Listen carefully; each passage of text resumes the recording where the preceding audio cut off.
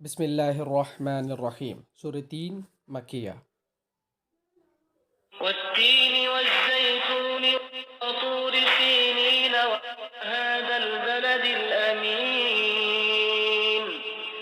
انجیر اور زیتون فلسطین اور شام میں زیادہ پیدا ہوتے ہیں، اس لیے ان سے فلسطین کے علاقے کی طرف اشارہ ہے جہاں حضرت عیسیٰ علیہ السلام کو پیغمبر بنا کر بھیجا گیا تھا اور انہیں انجیل عطا فرمائی گئی تھی۔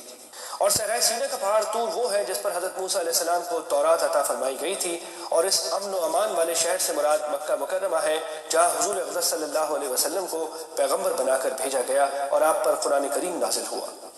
ان تینوں کی قسم کھانے سے مقصود یہ ہے کہ جو بات آگے کہی جا رہی ہے وہ ان تینوں کتابوں میں درج ہے اور تینوں پیغمبروں نے اپنی اپنی امتوں کو بتائی ہے۔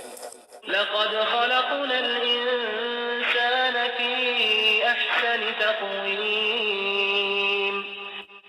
ثم رددناه أسفل سافلين۔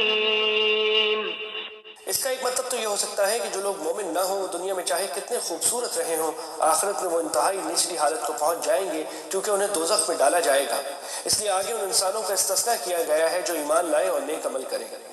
اکثر مفسرین نے اس آیت کا یہ مطلب بیان کیا ہے کہ ہر انسان بڑھاپے میں جا کر انتہائی خستہ حالت کو پہنچ جاتا ہے، اس کی خوبصورتی بھی جاتی رہتی ہے اور طاقت بھی جواب دے جاتی ہے، اور آئندہ کسی اچھی حالت کے واپس آنے کی انہیں کوئی امید نہیں ہوتی کیونکہ وہ آخرت کے قائل ہی نہیں ہوتے۔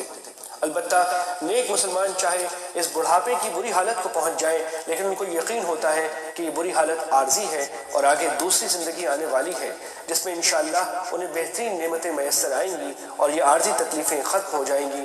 اسی احساس کی وجہ سے ان کے بڑھاپے کی تکلیفیں بھی ہلکی ہو جاتی ہیں۔ إلا الذين آمنوا وعملوا الصالحات فلهم أجر غير ممنون فما يكذبك بعد بالدين أليس الله بأحكم الحاكمين۔